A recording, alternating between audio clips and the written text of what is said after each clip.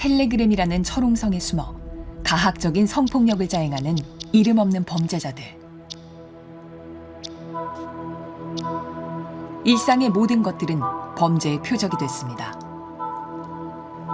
이 피해자가 올리는 모든 사진과 모든 일상 이야기들을 공유하면서 전부 다 성적으로 소비를 하려고 하고,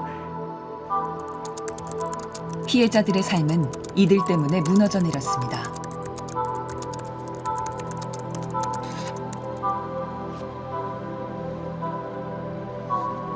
스스로 죽음을 선택하고 싶다는 생각을 하게 만드는 범죄인 거를 옆에서 계속 지켜봐왔고, 살아남기 위해 직접 범인들을 추적하고 그 이야기를 남겨야 했습니다. 이거는 생존의 문제니까 우리는 계속 이렇게 힘들게 싸워왔다라는 거를 남기려고, 그래서 계속 기록했던 것 같아요.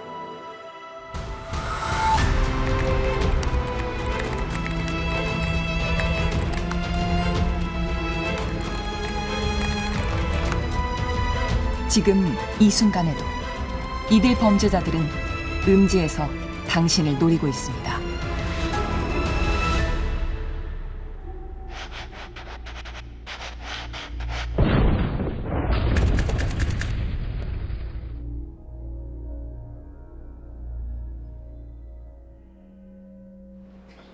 안녕하세요. 안녕하세요. 네, 진짜 오늘 진짜 날이 덥네요. 경찰 수사 단계는 어느 정도 와 있는지 알고 계세요? 진행 과정에 대해서 아무런 연락도 없고. 선미 씨는 지난 2월 알 수 없는 누군가로부터 SNS 메시지를 받았습니다. 본인의 얼굴 사진을 다른 여성의 몸과 합성한 음란물이 한 텔레그램 대화방에서 유포되고 있다는 내용이었습니다. 인지를 못하고. 근데 불꽃이랑 그 과거에 이어서 받아본 메시지는 더 충격적이었습니다. 엠번방 사건 이런 걸 같이 촬영된 사진을 제가 직접 보니까 정말 진짜 같거든요. 내 얼굴, 평범한 얼굴에 누군지 모를 여자의 나체 사진이 합성이 돼 있었고, 그 사진 밑에는 성적인, 완전 입에 담지 못할 그런 성적인 말들이 있다는 거 모두가 넉 달이 지났지만 알았으면 해당 텔레그램 방을 아직도 찾지 못하고 있습니다. 폐쇄적으로 운영되고 있기 때문입니다. 비열하게 뒤에서 그렇게 하지 말아라, 이런 좀 경고. 불법 합성물과 신상 정보가 유포된 대화방에 직접 들어가 보시지 못하신 거죠? 들어가 보진 못했고, 그 어떻게 들어가는지도 솔직히 잘 몰랐고. 다른 음란 대화방에서 마주한 현실은 악몽과도 같았습니다. 작게는 수십 명에서 많게는 수백 명까지 모여있는 텔레그램 대화방. 특정인의 얼굴과 합성한 음란물을 올려두고 온갖 성폭력을 자행하고 있었습니다. 개인의 나이와 이름 등 신상 정보는 물론 온갖 음담 패설을 주고받고 있었습니다. 내용과 사진들은 너무 처참했고, 개인 신상 기본이고, 얘는 어디 살고, 이름 뭐고, 나이 뭐고, 직업 뭐고. 대화방의 실체를 밝히고 범인을 잡기 위해 경찰에 신고했지만 텔레그램 대화방 주소를 알아와야 한다는 답변이 돌아왔습니다. 주소라도 알아와야 된다. 내가 어떻게 어떤 수로 URL을 알아야 돼? 내가 그 범죄자 속으로 들어가라는 건가?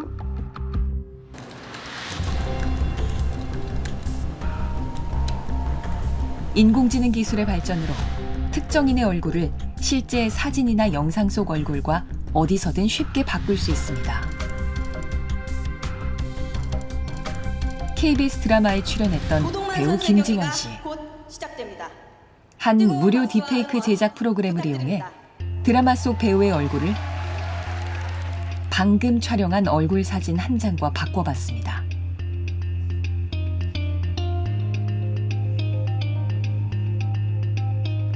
1분도 지나지 않아 드라마 속 배우의 얼굴이 사진 속 주인공의 얼굴로 감쪽같이 뒤바뀝니다. 혜성처럼 나타나 옥타곤을 흔든 괴물 신인 고동만 선수의 경기가 곧 시작됩니다.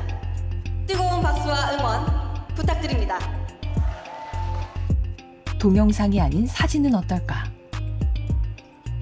사진 합성은 더욱 빠르고 정교합니다. 서로 다른 이미지를 합성하는 딥페이크 기술. KBS 여성 앵커의 얼굴도 다른 사람의 얼굴로 순식간에 바꿀 수 있습니다.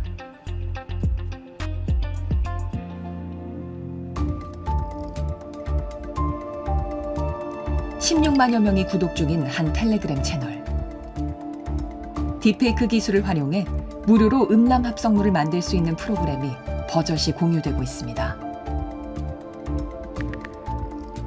범죄자들이 손쉽게 특정인의 성착취물을 만들어 배포할 수 있는 환경이 만들어진 겁니다.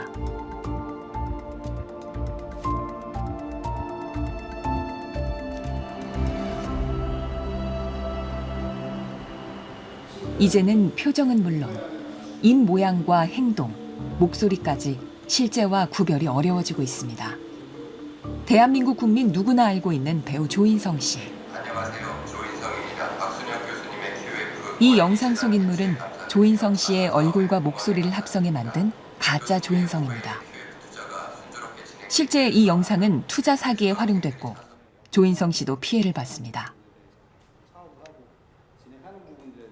하지만 딥페이크 영상을 찾아내는 건 점점 어려워지고 있습니다. 딥페이크 영상들은 계속 발전하는 부분들인 거고 분명한 부분들은 기술은 빠르게, 창은 더 빠르게 만들어지고 있는데 탐지하는 기술들, 방패를 만드는 부분에는 좀 투자가 많이 좀 부족한 상황이지 않을까. 딥페이크 성착취물을 만들어 배포하는 가해자들을 끈질기게 추적하고 있는 원은지 씨. 은지 씨가 도움을 요청한 피해자 선미 씨에게 전화를 걸었습니다. 안녕하세요. 처음 이상한 계정에게 연락이 온 게 2월이 맞는 거죠? 계속 유령 계정한테 팔로우는 계속 오고 있고. 아, 지금 이제 직장 정보까지도 다 말을 한 거죠. 그러면 경찰에 신고했던 게 2월에서 3월 사이인가요? 3월 첫째, 둘째쯤 갑자기 어느 날 이제 신상 정보를 이렇게. 네, 제출하신 그 자료들 다시 한 번 더 보내주실 수 있을까요? 아, 네, 그 제안이요. 아, 네, 너무 감사합니다. 은지 씨가 피해자인 선미 씨와 통화를 마치고 얼마 지나지 않은 시각. 몰래 들어가 있는 텔레그램 대화방에는 그 순간에도 새로운 딥페이크 성착취물이 계속 올라오고 있었습니다. 1분 전에도 이렇게. 오늘 오전에도 올라왔네.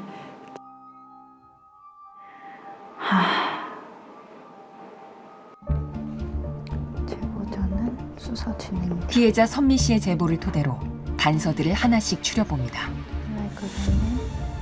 선미 씨에게 피해 사실을 알려줬던 인물은 특정 텔레그램 대화방에서 선미 씨의 얼굴 사진을 합성한 음란물이 돌아다니고 있다는 것과 돈 말고 무엇을 줄 수 있는지를 물어왔습니다. 범인을 잡기 위한 유일한 단서는 선미 씨에게 메시지를 보낸 인물의 유령 계정뿐입니다. 이 제보자도 의심스러운데. 아, 이걸 제보를 하면서 잡아줄 테니까 돈을 달라고 하네.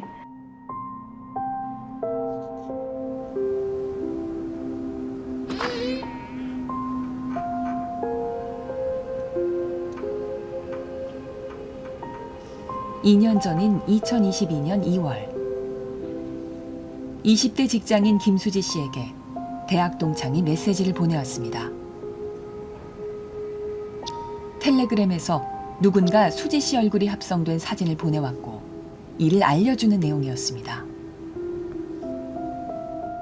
심장이 너무 엄청 빨리 뛰었고 손이 떨렸던 게 기억이 나요. 지인이 보내준 사진에 제가 아는 얼굴들이 2명이 더 있었고. 무슨 일이 벌어지고 있는 건지 확인하기 위해 떨리는 손으로 텔레그램 앱을 깔았습니다. 피해자들의 입장에서는 다음 날 고통이 너무 가해자 중 한 명이 메시지를 보내왔습니다. 이 고통을 사회적으로 자기 때문에 텔레그램에 가입한 거 아니냐는 섬뜩한 내용이었습니다. 놀란 수지 씨는 누구인지를 물었고 범인은 수지 씨의 얼굴을 합성해 만든 음란물을 계속 보내왔습니다. 합성 사진들이 직접 날라오기 시작을 했죠. 입에 담기도 어려운 음담패설들이 많이 왔고 제 사진에 대고 본인이 하는 동영상이라던가 수지 씨가 경찰서로 달려가고 있는 그 순간에도 성폭력은 이어졌습니다.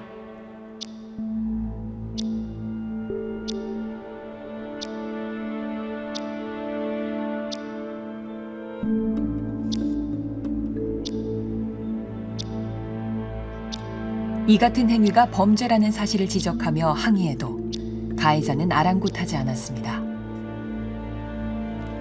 다른 사람한테 도움을 요청할 수가 없어요. 그 2차 가해가 너무 무섭고 대학교 나온 걸 아시니까 무엇보다 범죄자들이 자신의 신상을 알고 있다는 게 더 큰 공포였습니다. 제 이름이나 어느 학교를 졸업했고 이런 신상 정보를 저한테 읊었고 뭔가 현실 속의 신체적 위협으로 이어질 수도 있겠다는 생각을 좀 많이 했고 이 범인이 마음을 먹으면 우리 집을 찾아온다거나 회사를 찾아온다거나 할 수도 있겠다는 생각이 들어서 나 한 명으로 다른 동문 10여 명도 자신과 똑같은 범죄 피해를 당하고 있다는 사실을 알게 됐습니다. 수지 씨는 지난달 한국 사회를 떠들썩하게 했던 이른바 서울대 딥페이크 성범죄 사건의 피해자 중 한 명입니다. 다 같이 처음 피해자들은 경찰서 3곳에 각각 고소장을 접수했습니다. 수사는 이뤄졌지만 경찰은 피의자를 찾기 어렵다며 모두 불기소 처분했습니다.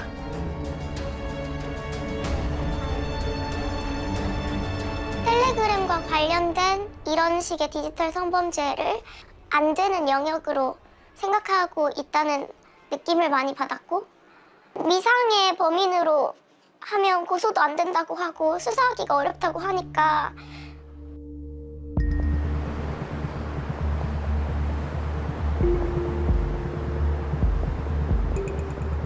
해외에 기반을 둔 보안 메신저인 텔레그램은 수사 협조가 어렵다는 이유 때문이었습니다.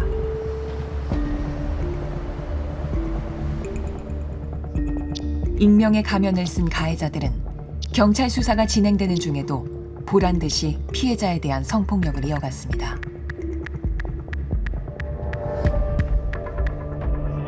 (2022년 7월) 피해자 8명이 모여 다시 경찰에 고소장을 제출했지만 이번에도 성과는 없었습니다. 피해자들은 경찰에 대한 기대를 접었습니다. 그리고 자신들이 직접 범인들을 잡기로 했습니다. 잡을 수 없다고 확신하는 범인의 모습을 보는 게 너무 화가 나서 나 한 명으로 못 잡아도 언젠가는 꼬리가 잡힐 거라고 생각을 했었고 N번방과 박사방 사건 등 텔레그램에서 벌어졌던 성착취물 사건들. 피해 여성들한테 한마디 하시죠. 네, 죄송합니다. 이들 사건은 이들을 끈질기게 추적한 원은지 씨를 통해 세상에 알려졌습니다.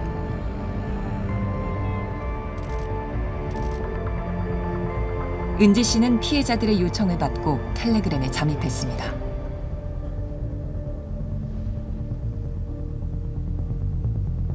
피해자들이 서울대 출신이란 공통점에 착안해 서울대를 졸업한 미모의 아내가 있는 30대 남성으로 가장했습니다. 피해자들로부터 도움 요청을 받은 건 2022년 7월. 이후 은지 씨는 2년 가까이 범인들을 추적했습니다. 그런 상황에서 내가 할 수 있는 거는 숨어 있는 거.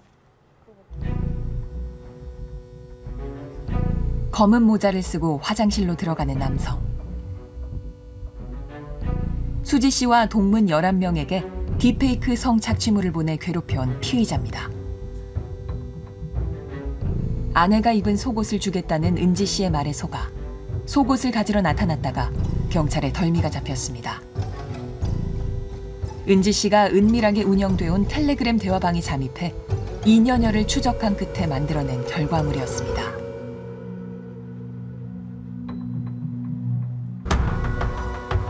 서울대 딥페이크 사건의 피의자가 검거되면서 디지털 성범죄 가해자들의 수법은 보다 교묘하고 은밀해지고 있습니다. 본인들이 이제 추적을 당할 수도 있다라는 사실들이 막 보도가 되니까 조금 더 은밀한 곳을 이들끼리 이제 만드는 거죠. AI 봇이 다른 이제 참여자를 이제 초대를 하게끔, 그래서 주동자가 누구인지 모르게끔 이제 눈속임을 하는 거죠. 은지 씨는 선미 씨의 성착취물을 만들어 배포한 범인들의 단서를 텔레그램 대화방에서 추적하고 있습니다. 좀 조심스럽긴 해요. 가해자가 갑자기 종적을 감출 수도 있으니까요. 텔레그램 대화방들 좀 보면서 이 피해자분이랑 비슷한 유형의 피해가 있는지, 딥페이크물도 좀 가해자마다 제작하는 패턴이 다 다르거든요. 그래서 그 패턴이 좀 유사한 게 있는지 좀 살펴보고 있고. 성적 허위 영상물 시정 요구 건수는 급격히 늘고 있습니다. 올해 4월까지 심의 건수가 벌써 지난해 전체의 절반을 넘어섰습니다.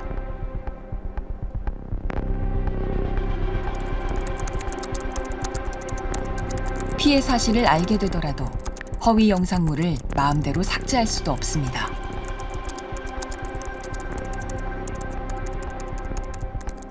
허위 영상물이 유포된 사이트 대부분이 해외에 서버를 두고 있기 때문입니다. 국제공조가 필요합니다. 사실은 왜냐하면 우리나라 플랫폼 가지고 유통하는 것보다는 오히려 외국 플랫폼 통해서 유통하는 게 더 많기 때문에 적극적으로 이제 플랫폼 사업자들한테 딥페이크 이 성착취물에 관해서 좀 일부 책임을 이제 부과하는 것도 방법 중에 하나다라는 생각을 합니다.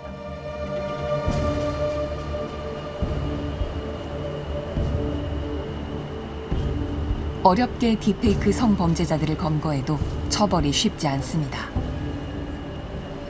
성착취물을 고의로 퍼뜨릴 목적으로 만들었다는 사실을 입증해야 하기 때문입니다. 2차 가해자들을 처벌할 법적 근거도 없습니다. 이러한 허위 영상물의 편집이나 반포 행위에 얼마나 적극적으로 가담을 했는지, 그러니까 사실은 거의 공범에 준하는 정도로 혹은 방조범에 준하는 정도로 이러한 행위들에 기여한 것이 확인되지 않는다고 한다면은 다 이제 처벌망에서 빠져나가게 되는 그런 문제가 있고요. 가면이 벗겨진 가해자들에 대한 재판은 속속 진행되고 있습니다. 허위 영상물을 만들어 배포한 가해자들에게는 지금까지 어떤 판결이 내려졌을까? 이른바 딥페이크 방지법이 시행된 2020년 6월 이후 내려진 판결 100여 건 가운데 절반 이상은 집행유예에 그쳤습니다. 허위 영상물은 불법 촬영물보다 양형 기준이 더 낮기 때문입니다.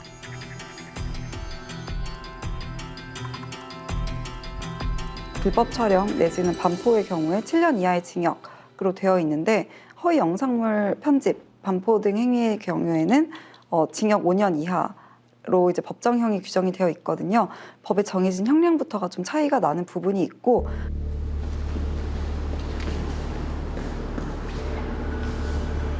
디지털 성범죄의 특성을 고려해 보다 적극적인 위장 수사가 필요하다는 의견들도 제기되고 있습니다.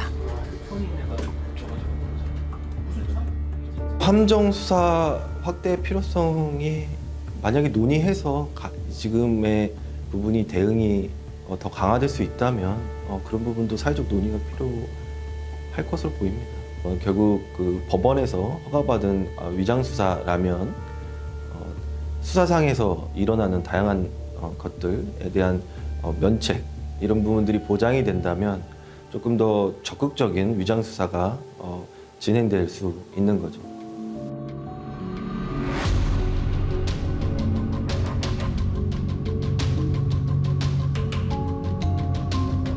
범인들을 추적하는 건 갈수록 어려워지고 있습니다. 특히나 악랄한 지점은 어떤 대비도 할 수 없고 누구나 다 피해자가 될 수 있는 범죄죠. 누구나 사용하는 SNS 프로필 사진이 도용되고 있습니다. 그냥 소셜미디어나 아니면 카카오톡에 프로필 사진을 설정했다는 것? 그래서 범죄가 시작이 된 건데 피해자들이 범인을 추적해야 하는 안타까운 현실도 반복되고 있습니다. 선례를 꼭 남기고 싶었어요.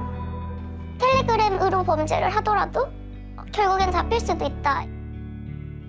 절대 숨지 말고 반드시 세상 밖에 나와서 당당하게 행동했었으면 좋겠는 바람이 너무 크고 당신 절대 혼자가 아니다 이렇게 얘기해주고 싶어요. 수사의 한계, 경미한 처벌만을 탓하기엔 너무 많은 피해자들이 고통을 받고 있습니다. 누구나 무고한 피해자가 될 수 있는 딥페이크 성범죄에 대한 보다 적극적인 사회적 논의와 대책 마련이 필요합니다.